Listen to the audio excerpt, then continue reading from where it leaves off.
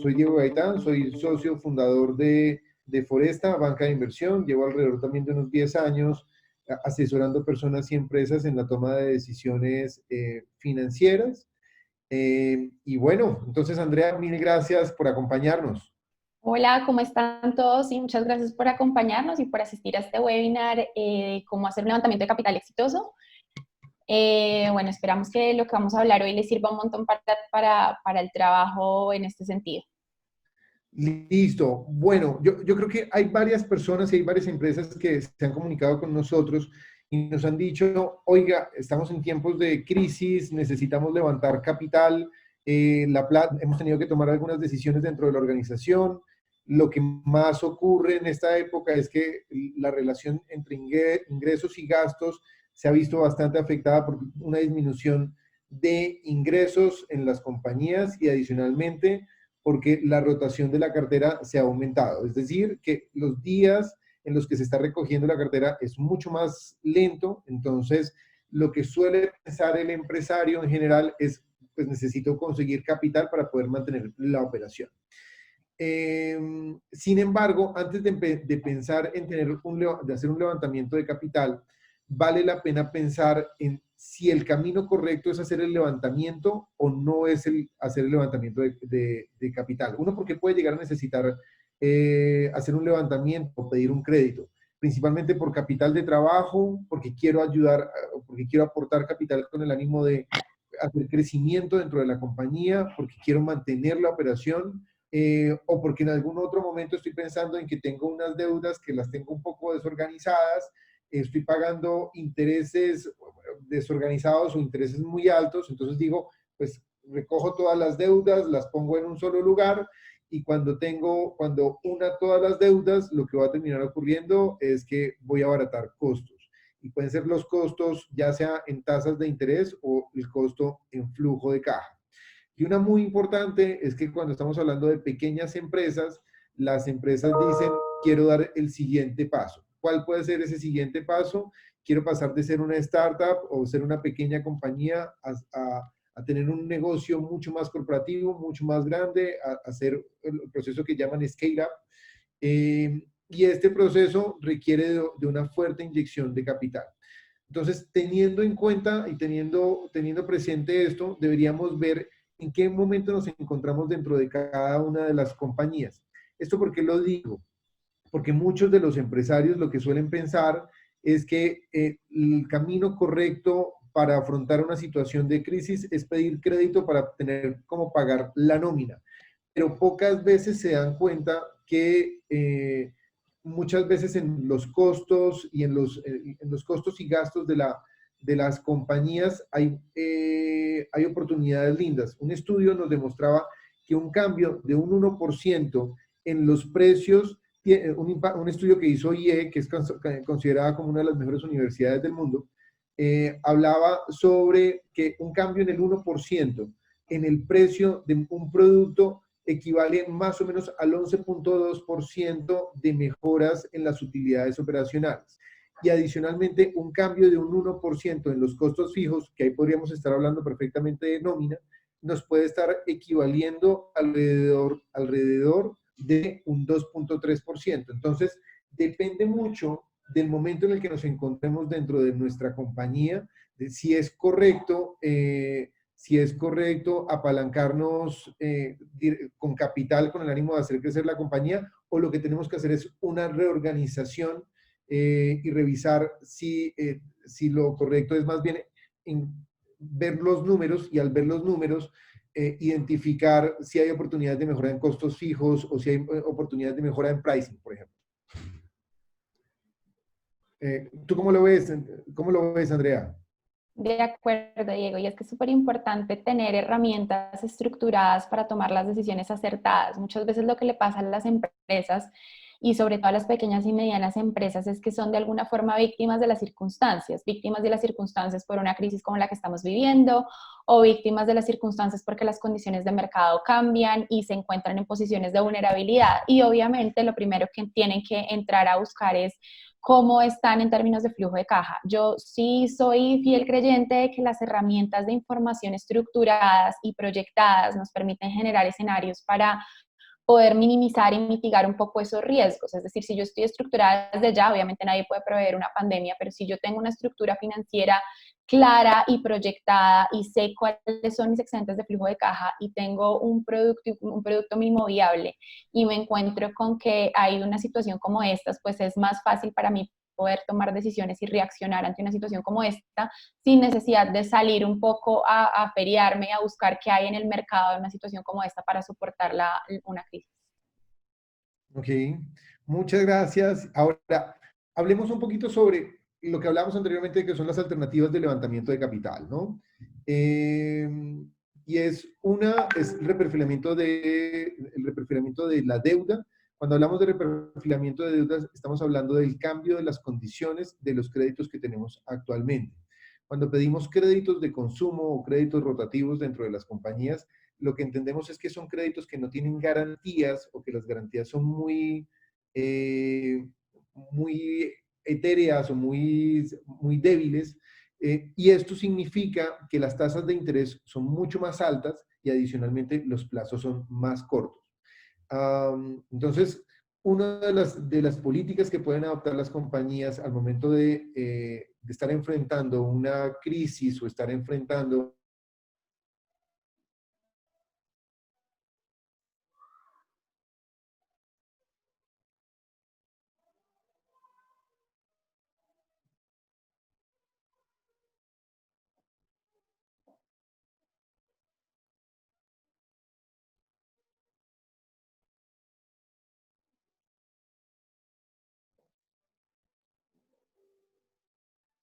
¿Aló?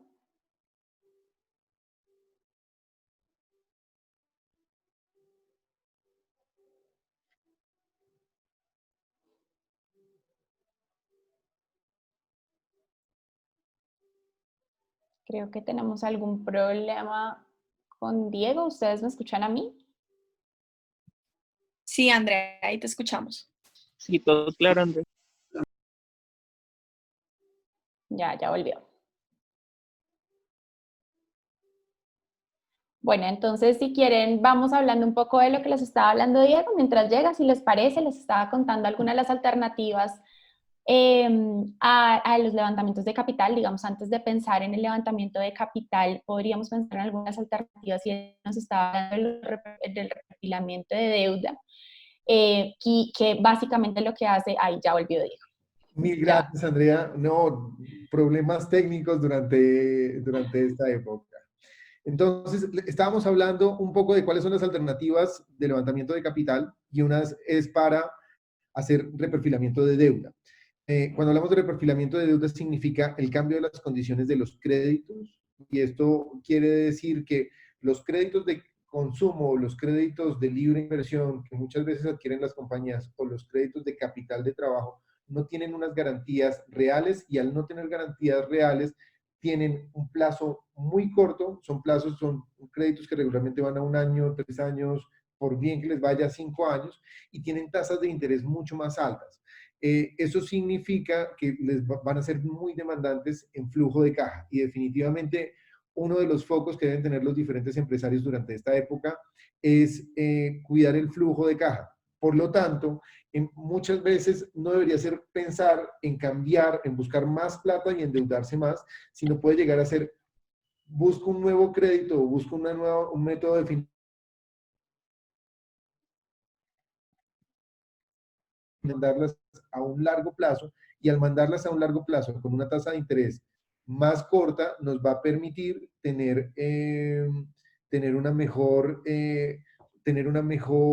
un mejor flujo de caja. ¿Ustedes me están escuchando bien? Sí, se te traba por un segundo, pero ya te estamos oyendo bien. Ok, perfecto. Adicionalmente, otro de las búsquedas de financiamiento es o por qué podríamos estar buscando alternativas de financiamiento para manejar precios diferentes. No va a ser lo mismo que yo esté vendiéndole a mis clientes a un costo mucho más alto y si quiero hacer una masificación, o lo que estamos hablando anteriormente, escalabilidad de negocio, voy a tener que reducir costos y voy a tener que reducir el precio. Si hoy mi servicio cuesta 10 millones de pesos y voy a venderlo en 300.000 pesos, pues seguramente muchas más personas van a poder llegar a acceder a este servicio. Pero esto regularmente requiere de fuertes inyecciones de capital y seguramente compañías que están en este proceso de pasar de ser una startup a ser una scale-up, en este momento, por más de que estemos pasando por un momento de crisis, hay muchas empresas de financiamiento, muchos ángeles inversionistas que están dispuestos a poner capital para poder hacer el crecimiento de estas compañías. Y es súper importante que cuando uno está haciendo un levantamiento de capital, también revise su estructura de costos. Si revisa la estructura de costos, va a identificar si realmente va a necesitar el capital que estaba pensando que iba a necesitar, que eran 200, 300, 500 millones de pesos, o por el contrario, lo que va a necesitar no son 300.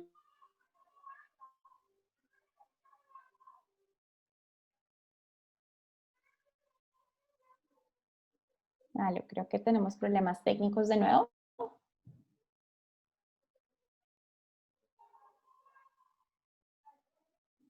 Si ustedes me oyen bien, bueno, les continúo contando un poco acerca de lo que nos estaba mostrando Diego.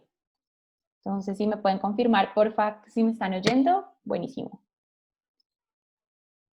Sí, perfecto. Sí, se Listo, bueno. escucha bien, Andrea. Entonces, Diego les estaba contando que es súper importante tener clara la estructura de costos como una alternativa al levantamiento de capital, por lo mismo que les estamos diciendo desde el principio. Porque el primer análisis que hay que hacer en el proceso de levantamiento de capital es revisar si de verdad necesitamos la plata o hay algo que podamos mover dentro de nuestra empresa de tal forma que podamos liberar flujo de caja y con ese flujo de caja un poco cubrir los huecos que tenemos porque vemos nuestros ingresos afectados. Lo que sigue un poco es contarles entonces cuáles son los métodos de financiación. Nosotros cuando pensamos, digamos, en levantamiento de capital, generalmente vamos de una a la idea de que necesitamos una deuda. Entonces, claro, la deuda es una de las opciones, pero también existe la opción de capital. Entonces, cuando hablamos de deuda tenemos que revisar varias cosas. Tenemos que revisar ¿a qué plazo necesitamos la deuda? Dependiendo de cuáles son nuestras proyecciones. Y aquí siempre volvemos a tener un modelo estructurado en donde podamos tener proyecciones de la compañía, en donde sepamos cómo se comportan las líneas de negocio, de qué dependen, qué pasa si el dólar baja o sube, cómo afecta eso a mi compañía, qué pasa si el petróleo baja y sube, cómo afecta eso a mi compañía. Si nosotros tenemos todos esos análisis hechos y podemos prever algunas situaciones, pues entonces podemos definir con más cautela y un poco con más estrategia, qué es lo que nos conviene tener. Si nos conviene tener una deuda de corto plazo porque la queremos pagar rápido, porque digamos es para cubrir un hueco que tenemos en este momento por temas de pandemia, pero que eventualmente ya no lo vamos a tener, o si definitivamente lo que necesitamos es una deuda a largo plazo para así alivianar un poco el flujo de caja, porque al final, por más que las deudas de largo plazo tengan intereses más bajos, como se los contó Diego, pues una deuda de largo plazo en plata, contante y sonante, va a significar que vamos a tener que pagar más intereses. Entonces, por eso es súper importante que cuando vamos a entrar a un proceso de levantamiento de capital, seamos muy estratégicos y no, de nuevo, seamos un poco víctima de las circunstancias, que es como, bueno, pues, ¿qué me dan con lo que tengo y cómo me acoplo yo a las situaciones de los bancos? Sino que yo sepa cómo ir a buscar qué plazos necesito para poder pagar, qué tasa, digamos, está dentro de mis expectativas, aunque obviamente eso sí es un poco más un tema de mercado, pero de todas formas pues habrán diferentes condiciones en el mercado para yo poder escoger. Y qué garantías tengo para entregar. Y garantías pueden ser garantías reales, pueden ser garantías inmobiliarias, pero también puede ser que, por ejemplo, la firma de los socios. ¿Está dispuesto el socio a firmar en nombre, como garantía para el crédito de la compañía? ¿Qué significa eso? Que el crédito se lo dan a la compañía, pero que en el evento en que la compañía no puede pagar, el socio entra a responder con su patrimonio. Entonces, todo ese tipo de cosas son las cosas que nosotros deberíamos delimitar y tener muy claras para poder entrar a hacer un levantamiento de capital con deuda y así, pues, poder también buscar de forma estratégica qué es lo que más se adapta a nuestra situación. Por otro lado, entonces está el levantamiento de capital con equity. Entonces, ¿qué significa el levantamiento de capital o equity? Es entregar participación de nuestra compañía. Es básicamente eso. Entonces, ahí también es súper importante y aquí creo que cobra aún más relevancia tener un modelo estructurado y tener claro cuál es la situación de mi compañía para yo poder entregarlo. Entonces, antes de empezar a hablar de qué debería tener el modelo y cómo podemos entrar a revisar esa parte, es súper importante contarles qué tipo de equity podemos levantar. Nosotros podemos levantar podemos ir a buscar un socio capitalista, es decir, una persona que únicamente nos ponga plata, que no nos va a aportar de ninguna otra forma, no se va a sentar a tomar decisiones con nosotros, no va a aportar en ninguna de las áreas de la compañía, solamente tiene la plata y no la pone y nos exige una rentabilidad y nos la exige, digamos, un poco entre comillas, porque obviamente un socio capitalista entra a compartir el riesgo con nosotros. Entonces, cuando entra a compartir el riesgo con nosotros, lo que significa es si la compañía pierde, pues en la medida en que esta persona tiene participación dentro de la compañía, pues asume también la pérdida. Pero generalmente lo que el socio capitalista está buscando de esta inversión que le está haciendo, de esta plata que está metiendo en la compañía, es una rentabilidad mucho más alta de lo que él encontraría en el mercado poniéndola, por ejemplo, prestándosela a alguien. Entonces, es súper importante tener presente que el capital, la plata que nos prestan a título de capital, siempre es más costosa que la plata que nos prestan a título de deuda. Generalmente lo que nosotros estamos esperando de las compañías en las que invertimos, incluso cuando somos empresarios, es que la rentabilidad sea muchísimo más alta que la que da una tasa de interés. Entonces es súper importante que tengan eso presente. Y en ese sentido también hay otro tipo de socio y es el socio estratégico. Es el socio que no solamente nos pone plata y que incluso que estamos dispuestos a entregar una participación un poco más alta por la misma cantidad de plata porque nos va a aportar de forma estratégica. ¿Cómo? Depende del área estratégica que necesitamos. Entonces esa persona puede entrar a ser un experto en escalamiento, esa persona puede entrar a ser una experta en marketing digital, esa persona puede entrar a ser una experta en tecnología y en plataformas. Y de esa forma, entonces ese nuevo socio entra también a aportar de forma estratégica al crecimiento y a la maduración de la empresa. Diego decía algo muy importante al principio de este webinar y es, hay que ver en qué etapa está la empresa. Las etapas generalmente tienen como una especie de campana, que las empresas empiezan como una startup, empiezan a crecer y tienen una etapa de maduración. Esta etapa de maduración de las empresas es muy intensiva en capital. Se necesita mucho capital para que las empresas lleguen a desarrollarse, lleguen a una etapa de maduración, a una etapa estable, donde ya tienen un modelo de negocio probado y donde ya su crecimiento es orgánico, porque no necesitan meterle mucho más plata para que sea disruptivo. Pero entonces, cuando la empresa está en esa etapa, donde está creciendo para llegar al momento de maduración, donde ya la cosa es mucho más recta, en ese momento es muy importante tener personas expertas y en ese sentido socios estratégicos pues nos pueden sumar muchísimo valor, no solamente ir a buscar la plata, sino pensar en personas que de verdad van a aportar con conocimiento a que la empresa llegue a las ventas que están buscando. Yo no ¿Ustedes me sé, están escuchando? ¿Tú me estás escuchando? Diego ya está acá, hasta ahora te estamos escuchando, sí. No, no, no te quise interrumpir, no te quise interrumpir. Claro, acá viene un tema bien importante para aquellos empresarios que quieren dar un siguiente paso de pasar de tener una startup a tener una compañía mucho más grande, y es pasar de pensar en que hay una gran diferencia entre ser crecimiento normal de una compañía a hacer escalamiento. ¿Por qué vale la pena que hablemos de esto? Porque si ustedes son compañías, o hay algunos son empresarios que dicen, oiga, yo tengo un modelo que ya está demostrado que funciona. Mis productos los están comprando o mis servicios los están comprando.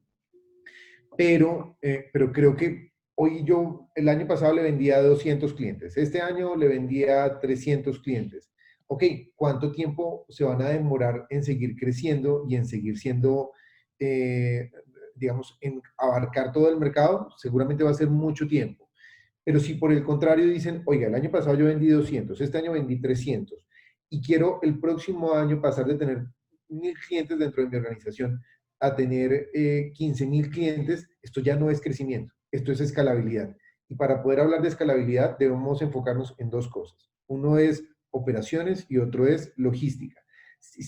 Lo que diferencia una pequeña compañía a una gran organización son los procesos. Si están los procesos muy bien montados dentro de una organización y la logística funciona correctamente, les va a permitir que ustedes pasen de vender 300 a vender 15.000 de un año al otro, pero seguramente con procesos y con tecnología que les garantiza que el servicio va a ser exactamente igual para todos los clientes. Eso como para que lo tengas presentes y para aquellas personas que quieren hacer escalamiento de negocio, pues sepan en dónde se deberían enfocar.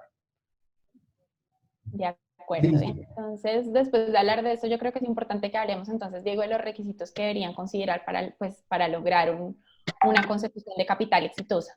De acuerdo, acá es muy importante si yo voy a hacer levantamiento de capital, independientemente de cuál sea mi método de financiación, si es a través de deuda o es a través de capital, a través de equity, debo tener en cuenta cuál es mi mercado potencial, ¿no? Y debo enterarme a qué segmento le estoy llegando. Le estoy llegando a, le estoy vendiendo a personas, le estoy vendiendo a empresas, cuántas personas o cuántas empresas hay de este mercado potencial en mi ciudad o en las ciudades en las que yo quiero llegar, para que yo pueda identificar si hay mercado para que yo venda mis productos. Lo otro es, tengo que tener identificado cuál es mi segmento. Y cuando les hablaba del segmento, si son personas, edad, sexo, nivel socioeconómico, porque esto nos va a permitir identificar cómo está el sector, y si está el sector bien, pues va a ser muy fácil lograr tener un levantamiento de capital a través de deuda.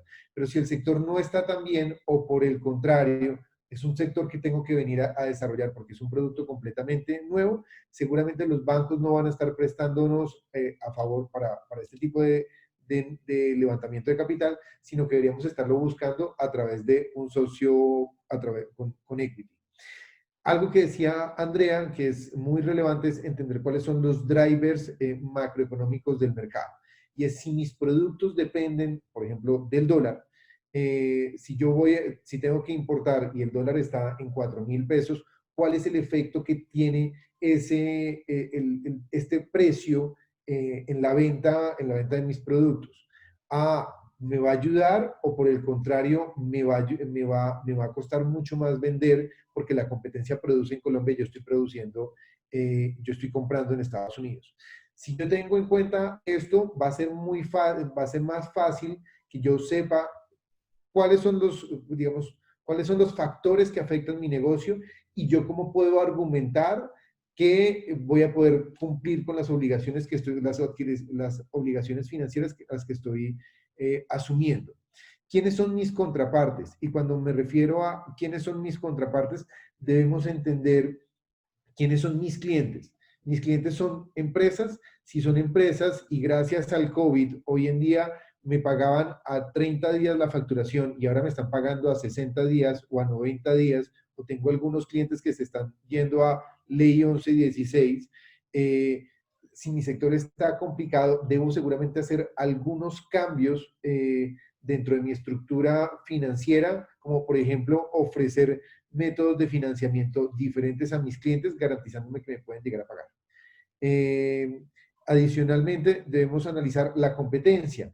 Y al analizar la competencia es qué está ofreciendo mi competencia y qué estoy ofreciendo yo. ¿Será que mi producto es competitivo, o por el contrario, soy un producto bastante costoso y la gente prefiere la competencia en un momento de crisis como este?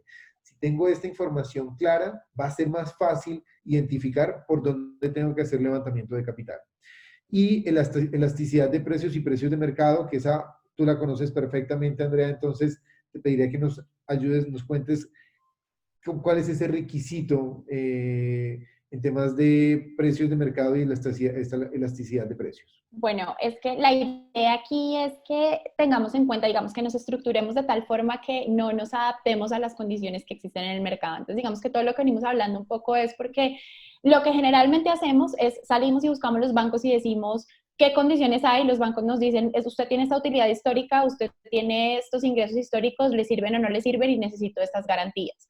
Un poco la idea de esto es poder lograr ser un poco más propositivos. ¿Cómo? Diciéndole al banco, un segundo, es que mis expectativas son diferentes a las que estoy plasmando por estos motivos. Y para poder tener esas expectativas claras, todo lo que ha venido diciendo Diego es sumamente relevante. Y dentro de esas cosas entra el tema de elasticidad de precios y de precios de mercado, porque necesitamos saber nuestro producto, qué tanto puede ser, qué tanto pueden las personas no tomarlo, es decir, nuestro producto, qué tanto pueden decidir las personas que no lo van a tomar por las condiciones en las que están. Entonces, si nosotros vamos y miramos, por ejemplo, el huevo, las personas podemos estar en una crisis, podemos estar en lo que sea, pero las personas van a seguir consumiendo huevo porque está en nuestra canasta principal. Entonces ese no es un producto muy elástico y por lo tanto el precio no es un precio muy elástico. Pero cuando vamos y vemos un producto que sí puede ser un producto prescindible, no sé, otra cosa, el gimnasio, entonces ahí los precios son precios mucho más elásticos porque dependen de la situación de las personas para poder adquirirlos o no. En ese sentido, es súper importante que tengamos también eso presente y un poco para nuestra negociación con quien sea que vamos a hacer el levantamiento de capital, ya sea con bancos o ya sea con socios. La idea es poder entrar de forma propositiva a mostrarle cuál es nuestro plan de negocio para que todo esto esté como muy definido y sea clara para qué es la plata y cómo la necesitamos y para qué la necesitamos. ¿Por qué? Porque al final lo que nosotros tenemos que ofrecerle a la persona que nos va a entregar la plata es seguridad. Seguridad de que su plata está en manos de alguien que se la va a poder devolver o que la va a poder rentabilizar. Entonces, un poco por eso es que todo esto debe estar estructurado de esta forma. Yo les hago una pregunta. ¿Valdría la pena si hay alguien que está interesado en hacer preguntas acá y está necesitando hacer levantamiento de capital? Si tienen alguna duda, pueden levantar la mano. Yo creo que eso nos permite levantar la mano. O si vamos escribiendo, si nos van escribiendo y podemos ir dándoles la participación con el ánimo de poder ayudarles a aclarar dudas sobre situaciones puntuales de cada uno de ustedes, mucho mejor. ¿Alguien quisiera participar o tiene alguna duda en este momento o continuamos? Entiendo que continuemos. Listo. Bueno, entonces acá viene una parte súper importante, independientemente de cuál sea el método de financiación que vamos a escoger, si es deuda o es capital, es súper importante tener presente que necesitamos tener definido un modelo financiero. Y es que muchas veces los empresarios lo que piensan es un poco operativo y un poco no tan importante tener un modelo financiero que nos delimite y sea estratégico en las decisiones que tomamos.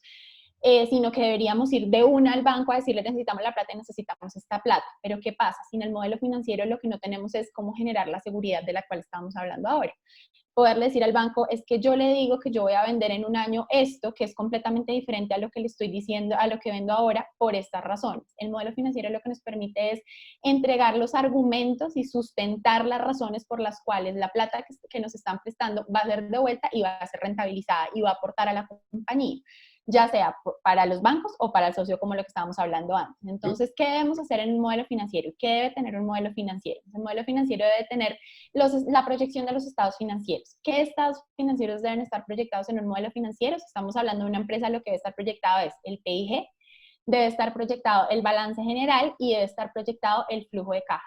¿Esto por qué? Porque al final el flujo de caja, que es lo que necesitamos y que es lo que generalmente piden los bancos y necesitan ver los bancos o que va a necesitar ver un socio, es un resultado del PIG pasado por una maquinita que se llama el capital de trabajo que sale del balance general y de esa forma logramos tener un flujo de caja que lo que le dice a los bancos es esta es la plata o al capitalista, esta es la plata con la que vamos a contar al final del ejercicio y de esta plata es de donde yo puedo sacar para devolverle lo que usted me está prestando.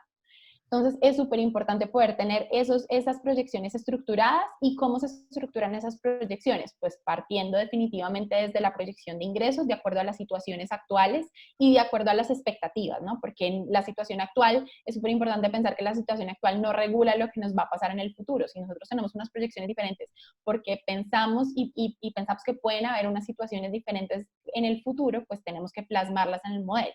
De igual forma, los costos y gastos y entender cómo esos ingresos y cómo esos costos, cómo esos ingresos me los van a pagar a mí, es decir, me los pagan a 10 días, me los pagan a 15 días, me los pagan a 30 días, y cómo yo pago mis costos y gastos. Los pago de forma anticipada, los pago a 60 días, porque de esa forma lo que nos va a quedar es entender qué flujo de caja nos queda al final. Sí, de acuerdo a ese ejercicio de ingresos y ese ejercicio de costos y gastos, qué flujo de caja es el que nos queda al final. Luego de que tenemos ese flujo de caja, entonces empezamos a jugar con ese modelo y entender los escenarios a los cuales estamos apuntándole. Entonces, como bien lo decía Diego al principio de la presentación, tenemos dos tipos de crecimiento. El crecimiento orgánico, que es el crecimiento de las empresas, donde las empresas de pronto ya están muy maduras y crecen de forma inercial, es decir, crecen porque crece la inflación, incrementan sus precios, su nivel de clientes ya no crece demasiado porque digamos que ya en el market share ya han logrado una participación de mercado que ya no es muy flexible, sus precios no son muy elásticos, entonces digamos tampoco es que los puedan crecer demasiado. Y por el otro lado está el crecimiento disruptivo. ¿Qué es el crecimiento disruptivo? El crecimiento disruptivo generalmente se da cuando las compañías están no en un momento maduro de su modelo de negocio, sino que están apenas creciendo y empiezan a hacer esa escalabilidad de la cual Diego estaba hablando ahora. Es súper importante que ustedes tengan presente que escalabilidad básicamente hace referencia a poder montar un modelo de negocio que crezca en una forma muy grande sin sacrificar calidad. Entonces, si yo voy a pasar de 500 clientes a 1.000.000 de clientes, pues lo que me permite a mí ser escalable de esa forma es que yo tenga los procesos también definidos, como lo mencionaba Diego, que no voy a sacrificar de ninguna forma mi calidad por pasar de 500 clientes a 1.000.000 de clientes. Y en ese momento es cuando yo tengo crecimientos disruptivos. Entonces, ¿cómo se pueden dar los crecimientos disruptivos? Cuando yo hago inversiones grandes en tecnología, por ejemplo. Cuando yo monto aplicaciones, cuando yo genero líneas de negocio complementarias a mi negocio original o al modelo de negocio original. Ese tipo de cosas hacen que los crecimientos no sean orgánicos, es decir, que no sean de a pedacitos, sino que crezcan, realmente se dé un salto muy grande. Y esos escenarios deben ser pintados en el modelo. En el modelo deben estar los escenarios de crecimiento orgánico, pero también deben estar los escenarios de crecimiento disruptivo, sobre todo porque es súper importante cuando estamos buscando capital, no en formato de deuda, sino en formato de equity, cuando vamos a proponerle a un socio que entre a la compañía. Las empresas no valen por lo que son, las empresas valen por lo que pueden ser. Entonces, una persona que va a llegar a la compañía, pues debe tener presente que la compañía, que la participación que se le va a entregar está dada porque ya se ha recorrido un camino que hace que lo que viene haga que la empresa valga mucho más de lo que genera en este momento. Entonces, de esa forma, pues podemos negociar y entrar a plantearle una negociación a una contraparte cuando estamos hablando de proponerle a una persona que entre como socio a la compañía. Ahora, cambia el mercado potencial. Entonces, cuando nosotros estamos hablando en los escenarios de un crecimiento disruptivo y pensamos, bueno, para yo poder crecer mis clientes de 500 a 1.000.000, ¿qué tengo que hacer? Y definimos, tenemos que hacer una inversión en tecnología gigante. Y cuando yo haga esa inversión en tecnología, voy a poder prescindir de una parte de mi personal, por ejemplo, de una parte de mi nómina. Y en ese sentido, mis costos y gastos pueden ser menores y yo puedo pensar en que el precio de mi producto puede ser un poco más bajo. Si eso es así, el mercado potencial cambia, es decir, mi mercado potencial antes era un estrato 4 y 5 y resulta que cuando yo disminuyo mis precios puedo estar entrando en el estrato número 3, es decir, esto significa que mi mercado potencial es diferente. Esas cosas también las tenemos que tener en cuenta. ¿Por qué? Pues porque, de nuevo, es súper importante para poder definir y entrar con conocimiento de causa y de forma estratégica a negociar o una participación de la compañía. Sobre todo en estos casos, cuando estamos buscando socios, pues cuánto es la participación de la compañía que yo debería estar entregando. Y las necesidades de inversión. Definitivamente esto es lo más importante porque al final para eso es que estamos necesitando la plata, para eso es que la estamos buscando. Entonces, Diego nos contaba al principio del webinar que hay varias necesidades de inversión. Está el tema de capital de trabajo, que es que la compañía pueda seguir funcionando y muchas veces lo que sucede es que nosotros tenemos descalces en nuestro flujo o en nuestra estructura de caja porque nos pagan a muy largo plazo y nosotros sí somos intensivos en capital, es decir, nosotros tenemos, por ejemplo, que dar anticipos. La gente, por ejemplo, que importa computadores de China, tiene que dar anticipos antes, tiene que pagar el transporte antes y cuando el producto ha llegado a Colombia ya la persona lo ha pagado todo. Y en cambio, si va y lo vende en una grande superficie, seguramente le van a pagar a 60 días. Eso significa ser intensivo en capital y en ese sentido seguramente van a necesitar financiación de capital de trabajo porque esos días, esos 60 días que tienen de hueco, pues tienen que estar cubiertos por algún flujo de caja. También tenemos el flujo de caja asociado, la inversión asociada a mantenimiento, y es un poco porque muchas veces, si nosotros, por ejemplo, tenemos hoteles, los hoteles obviamente necesitan de un mantenimiento, pero no de un mantenimiento normal, sino de un mantenimiento que mantenga en las condiciones ideales y adecuadas el inmueble en todo momento, e incluso que puede generar una adición en valor, por ejemplo, una planta de tratamiento de aguas. Entonces, ese tipo de cosas, pues también tendríamos que revisarlas para ver si esa inversión necesitamos dedicarla a mantenimiento o definitivamente a crecimiento, que era lo que veníamos hablando, crecimiento de escalabilidad. Es decir, inversión en tecnología, inversión en capital humano sofisticado, ese tipo de cosas que necesitamos revisar, es súper importante ser estratégicos con eso y poderlo plasmar en el modelo de tal forma que en el momento de una presentación pues esté completamente claro para todos. ¿Tú cómo lo ves, Diego? No, completamente de acuerdo contigo. Lo único que yo creería que vale la pena de agregar es que hay dos métodos de financiación. Es uno a través de deuda y otro es a través de equity, como lo hablábamos anteriormente. Ahí estamos, yo creo que en esto estamos completamente alineados y con lo que tú nos cuentas estoy completamente de acuerdo. Lo único que yo considero importante es que hay algunas compañías que no han considerado el crowdfunding como un método de financiación y entonces únicamente se basan en el financiamiento a través de deuda, a través del sistema financiero o de consiguiendo recursos con fondos de capital privado, por ejemplo, emitiendo deuda. Pero otro de los caminos que tienen las empresas en este momento para financiarse es crowdfunding. El año pasado quedó reglamentado en Colombia que pueden llegar a tener financiamiento hasta por 7.000 millones de pesos, este tipo de compañías que requieren un crowdfunding y que otorguen las suficientes garantías. Pero es un buen método de financiamiento que lo deberíamos estar considerando si queremos dar el siguiente paso de escalabilidad de negocio. Y por otro lado, tuve un comentario privado que me pareció súper interesante, y es que también como un vehículo de crecimiento para empresas con industrias saturadas y maduras, las fusiones y las adquisiciones también es un tema que podríamos llegar a considerar. Esto no hace parte definitivamente del levantamiento de capital, pero sí creo que algunos de los empresarios pueden llegar a pensar, ¿yo qué hago con una compañía en donde es la guerra del centavo, ¿no? Y entonces, si yo bajo un peso, mi competencia baja el peso y no hay margen, no puedo ganar? Esto, un ejemplo claro puede llegar a ser el sector de los combustibles. Entonces, soy dueño de estaciones de servicio y no puedo bajar más precios. ¿Cómo hago para poderme financiar? Lo que tengo que hacer es que para poder cubrir mis costos, tengo que tener financiamiento de bancos. Y los bancos, las tasas de interés que pueden llegar a tener en algunos momentos son bastante altas y ahorita están reacios a hacer, por ejemplo, préstamos a industrias que están con riesgos grandes. Pero hay otro tipo de compañías que están dispuestas a prestar esta plata, o hay otros métodos de financiación a los que podemos llegar a acudir, como lo es el crowdfunding, que nos puede llegar a dar el capital que necesitamos y llevar la compañía a un siguiente nivel. De acuerdo, y ahí es súper importante aclarar que el crowdfunding obviamente es una metodología de financiamiento válida, súper importante, súper, digamos, innovadora, que en el caso de lo que estamos hablando aplica en el equity, es decir, el crowdfunding llega generalmente, puede ser para prestar la plata en métodos de deuda, pero también puede ser para participar de la compañía en términos de acciones. Digamos, esas son las dos opciones que las compañías tienen, que pueden ser a través de todas estas metodologías que Diego nos está explicando. Puede ser a través de crowdfunding, puede ser a través de buscar una empresa con la cual nos podemos fusionar, o puede ser para vender participación a otra empresa total o parcial. Depende, digamos, de las necesidades de la compañía y de acuerdo al momento en donde estén las empresas. ¿Y qué es súper importante para poder definir eso? ¿Cuánto vale la compañía?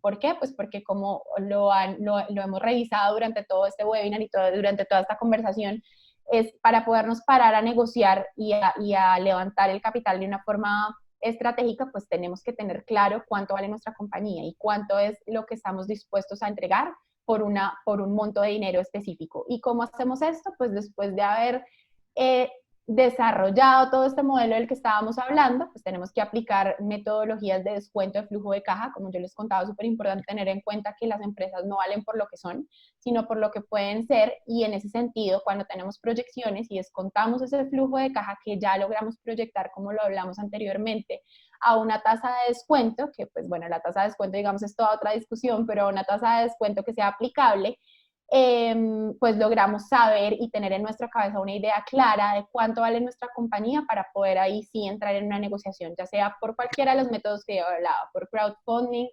porque vamos a ir a tocar las puertas de una empresa para venderle una parte parcial de nuestra compañía, porque vamos a buscar un socio estratégico, porque vamos a buscar un socio capitalista.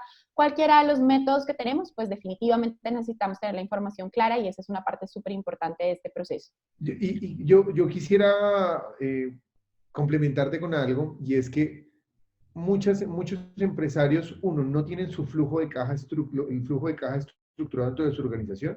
Entonces lo que hacen es que van buscando sortear el día a día y el no tener claras las finanzas o el no tener claros los números dentro de su compañía, muchas veces llevan a las compañías a perder valor.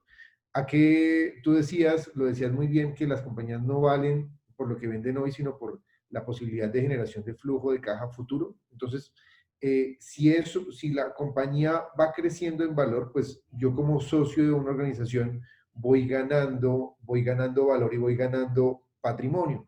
Pero si por el contrario lo que estoy haciendo en estos momentos no tengo los números claros y al no tener los números claros estoy pidiendo un crédito para poder mantener la operación y el crédito que estoy pidiendo está dedicado a cubrir mis gastos y mis costos fijos dentro de mi compañía, lo que va a terminar ocurriendo es que voy a ir perdiendo valor dentro de mi organización, porque no estoy creciendo en número de clientes, no estoy creciendo en flujo de caja futuro, lo único que estoy haciendo es mantener la operación sin nada de estrategia. Yo pensaría que un levantamiento de capital responsable se trata de tener los números claros, de saber exactamente cuánto vale mi compañía, a dónde le estoy apuntando a crecer, cuál es la coyuntura por la que estoy pasando en este momento, pero también cuáles son las áreas, las oportunidades que me ofrece el mercado en este momento. Yo acá les cuento que en los momentos de crisis es cuando mayor transferencia de riqueza hay de unas manos a otras, y eso nos habla de que muchos mercados, muchas empresas en este momento están pasando por momentos difíciles y hay otras compañías que están viendo una oportunidad lindísima para devorarse el mercado. Entonces, si tengo una estrategia clara, tengo los números claros, hago un levantamiento de capital con estrategia, seguramente voy a generar mayor valor dentro de mi organización. Pero si por el contrario hago un levantamiento de capital únicamente para cubrir costos fijos dentro de mi organización, estoy perdiendo valor dentro de mi compañía. De acuerdo. Digamos que es súper importante poder tomar decisiones basadas en la generación de valor y no basadas únicamente en rentabilidad.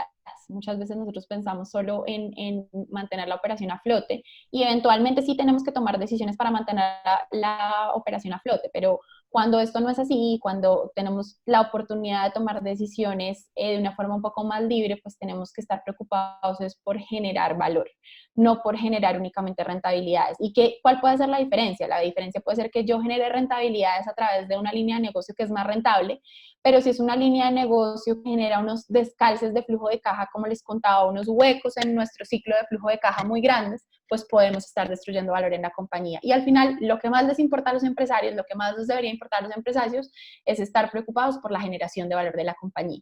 Entonces aquí vamos a otro punto que es la escalabilidad.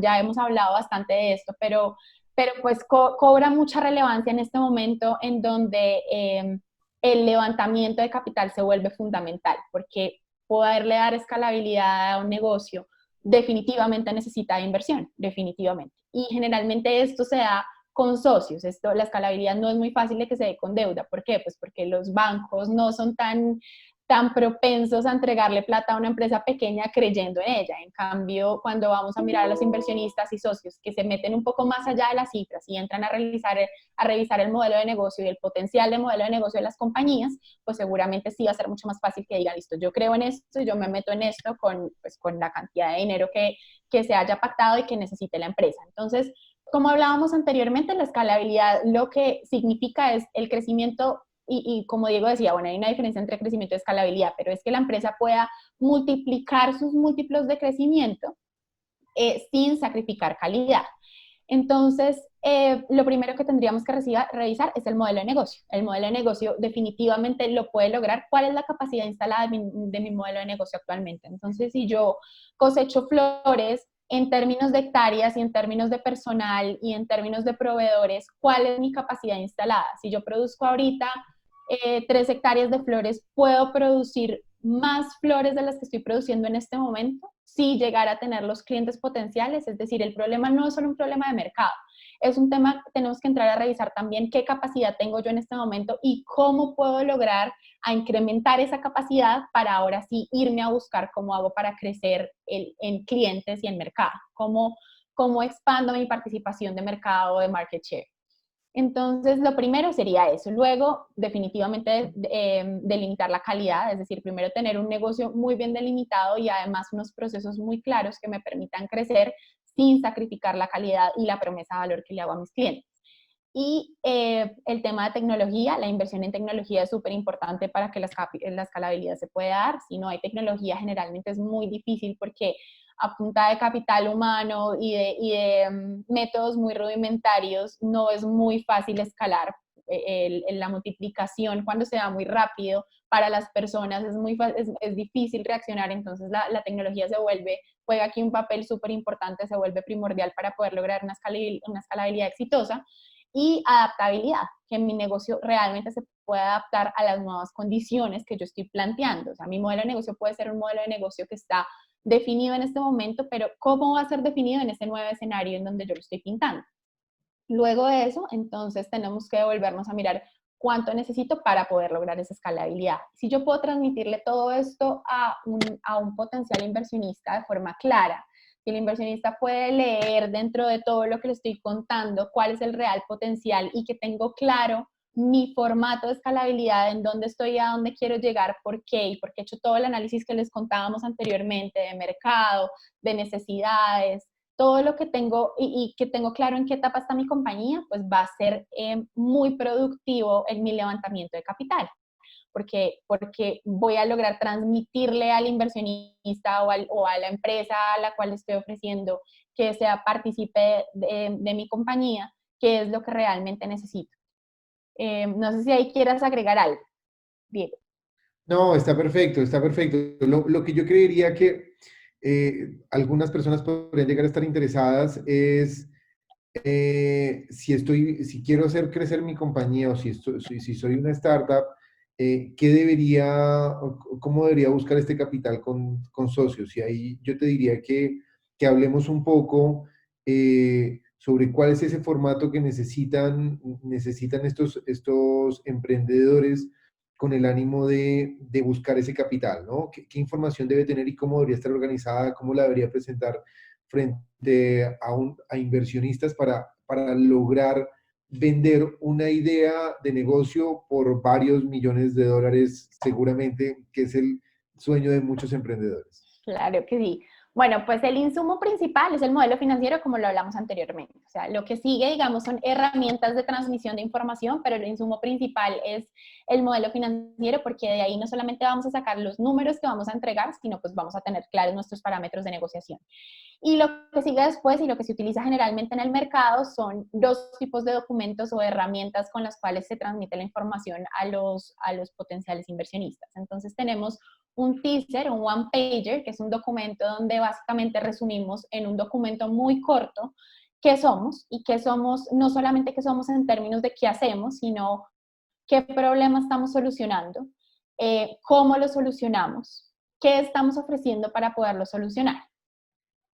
Además de eso, cuáles son luego de que ya entendemos qué problema estamos solucionando, cómo lo solucionamos y qué estamos ofreciendo para poderlo solucionar, sigue revisar a partir de eso qué tan rentable podemos ser. Entonces, ¿cómo monetizamos? Es decir, cómo cuando ofrecemos ese negocio logramos generar ingresos para la compañía.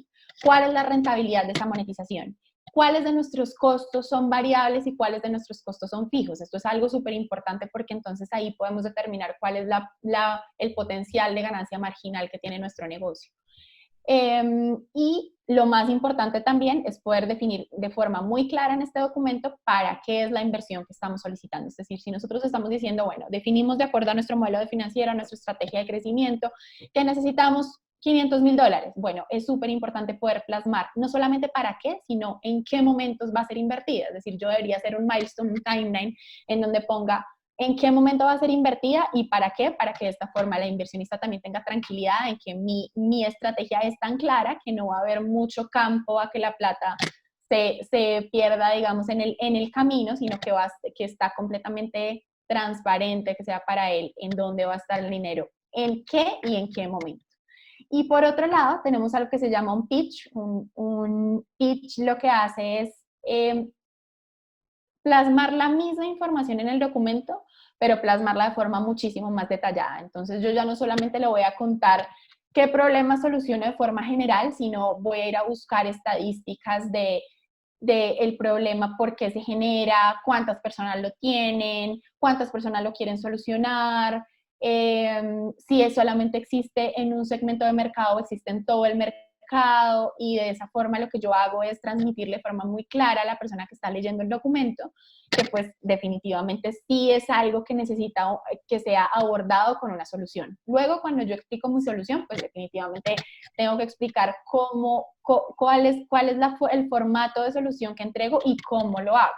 Entonces, cómo abordo el problema, cómo aporto para que las personas puedan solucionarlo, cuánto cuesta ese problema, cuánto cuesta la solución a ese problema, cómo estoy haciendo yo la definición de los precios, cómo monetizo, es decir, si monetizo porque cobro el formato inicial de la solución, o lo que sigue es que después puedo seguir monetizando porque sigo ofreciendo soluciones en todo el transcurso de mi servicio, dependiendo de lo que esté vendiendo, si estoy vendiendo un producto o un servicio. También tenemos que ser súper específicos en hablar del mercado, cuál es mi potencial de mercado. Como yo les decía arriba, si en el evento en que yo escale mi negocio, mi potencial de mercado cambia o no cambia, o sea, siempre se mantiene igual.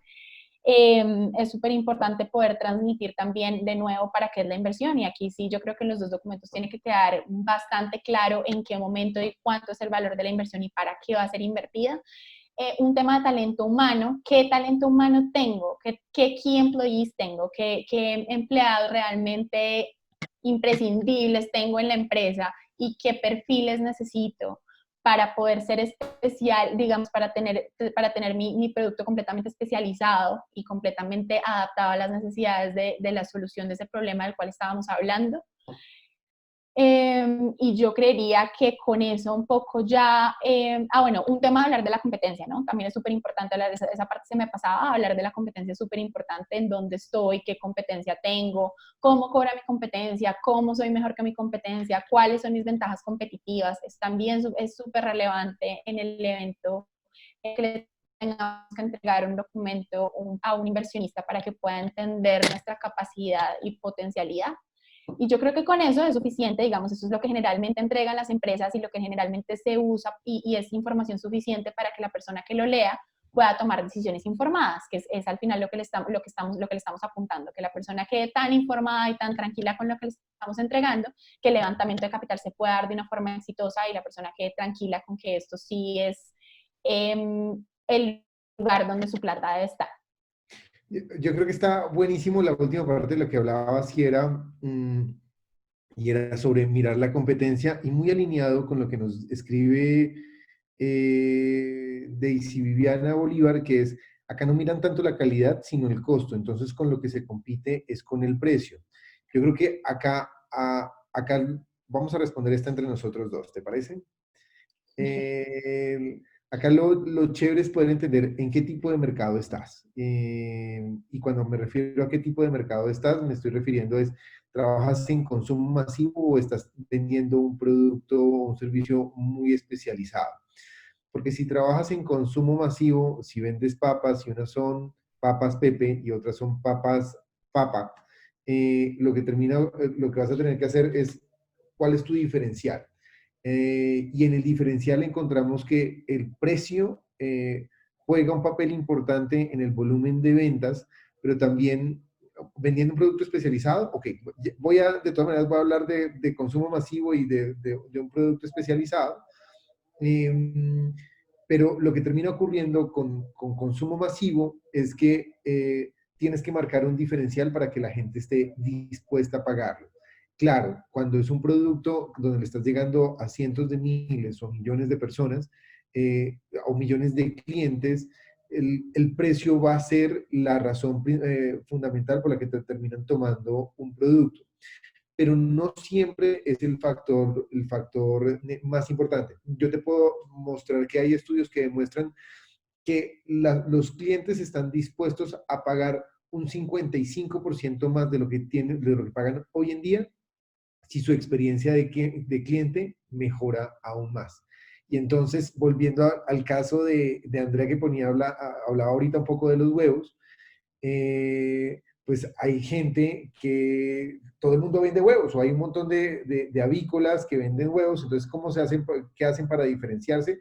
Una llega y le pone la cajita de las gallinas felices. ¿Qué tienen las gallinas felices? Nada, un tema de marketing. Pero cuando va al niño o cuando va a ver el empaque que tiene este tipo de productos, le va a decir a la mamá que le regale la gallina feliz, y aparte de eso le trae un pocillo. ¿Cuesta más que los demás? Sí, pero fue un método de marketing completamente diferente. Acá ya no estamos hablando de temas financieros, sino estamos hablando de toda la operación dentro de tu organización, y es que debes tener un diferencial. Si no hay un diferencial, sino lo único que estás haciendo es vender los productos de la misma manera que la que vende el resto de tu competencia, pues definitivamente lo único que vas a tener para poder competir es precio. Pero si por el contrario te enfocas en sacar diferenciales, tanto puede llegar a ser un diferencial en, en servicio, como puede llegar a ser un diferencial en lo que viene el producto, en lo que viene posteriormente a la venta, lo que va a terminar ocurriendo contigo es que vas a terminar vendiendo más. Ahora, en productos especializados, debes conocer cuál es tu mercado. Y si conoces cuál es tu mercado, el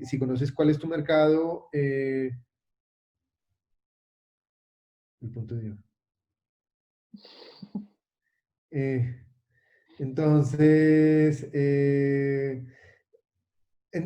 acá lo que me publicaste algo, ya miramos porque Yamil me nos hace el perdí. favor de publicar un estudio de Google que respalda un poco lo que estás diciendo. Ah, ok, listo, no hay problema, no hay problema. Y lo que voy a hacer con el mayor de los gustos es estar escribiéndolo, y lo estaré escribiendo, y les pongo todas las fuentes para que lo tengan. Pero por otro lado, cuando tienes un servicio especializado o cuando tienes un producto especializado, debes conocer muy bien tu mercado. Cuando conoces a tus clientes, lo que vas a terminar encontrando es que si hay competencia, si el cliente es conocedor del producto, ¿qué es lo que le duele realmente al cliente? ¿Qué es lo que el cliente quiere? ¿Por qué el cliente estaría dispuesto a pagar más? Y si entiendes por qué el cliente estaría dispuesto a pagar más y cómo poder hacer esto, ya sea con marketing o con tu fuerza comercial, seguramente no necesariamente vas a tener que competir exclusivamente con precios, sino puedes llegar a competir con otro tipo de información. Y yo te diría que de lo que yo te estoy hablando, Daisy, acá en Google acabo de publicar un estudio donde respalda el punto de Diego. Las personas buscan cada vez lo mejor y no lo más barato. Todo está en la experiencia del cliente. Listo, esto lo está diciendo Yamil. Ok, ya entendí, ya leí mejor el tema. Pero, claro, no se trata exclusivamente de precios, sino se trata de experiencia, se trata de un servicio. ¿Qué pasaría si todas las personas ya no tienen que ir a pagar los servicios públicos al banco, sino se los debitan desde su cuenta? Es un excelente servicio. ¿Qué pasa si la gente ya no tiene que hacer mercado en el supermercado, sino lo puede pedir mes a mes a través de una aplicación? Todos estos son muestras de que la gente está dispuesta a pagar mucho más por tener una mejor experiencia. Entonces no es únicamente precio, sino es cómo le agregas valor a tu cliente. ¿Quieres aportar algo ahí? No, de acuerdo, sí, yo creo que cada vez más vemos a través de los productos que se desarrollan y sobre todo los servicios que se desarrollan, que las personas sí están dispuestas a pagar más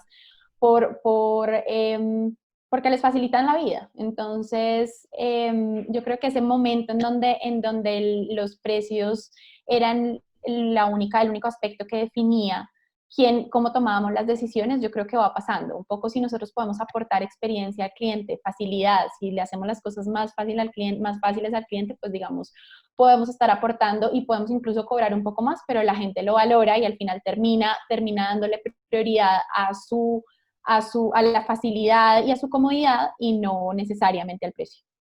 Y acá como para contarles una anécdota pequeña, pero que me parece bastante interesante a Daisy.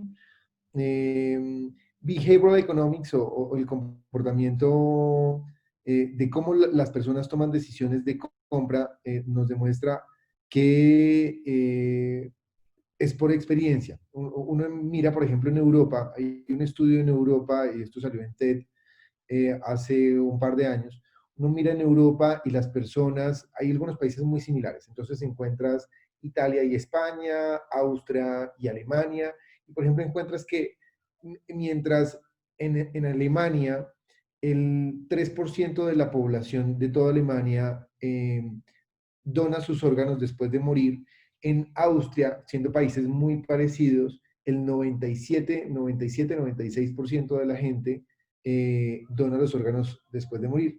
Si tienen culturas muy similares, ¿por qué es tan diferente las estadísticas en cuanto a la donación de órganos? Y la respuesta fue sencilla. Esto fue un estudio que hicieron en donde mostraban que cuando iban en la historia clínica, le decían, si usted está interesado, en Alemania, si usted está interesado en donar sus órganos, por favor, diligencie el siguiente formato y firme al final. Sí, y en Austria lo que le decían es, si usted no está interesado si usted no está interesado en donar sus órganos, por favor, diligencie el formato y firme acá abajo. Entonces, la gente tiene pereza de hacer un montón de cosas. Si tú le puedes agregar valor a tu cliente facilitándole la vida, seguramente van a estar dispuestos a pagarte aún más. Así es. Listo, señores. Si quieren, podemos levantar micrófonos si tienen algunas dudas cada uno de ustedes con sus empresas o... bueno, también les agradecemos muchísimo por haber participado dentro de nuestro webinar. Gracias, Andrea. Muchas gracias, Diego. Muchas gracias a todos por haber estado acá y pues bueno, estamos pendientes para seguir con estas conversaciones. Vale. Gracias, señores. Estén bien. Un feliz día. Chao. Chao.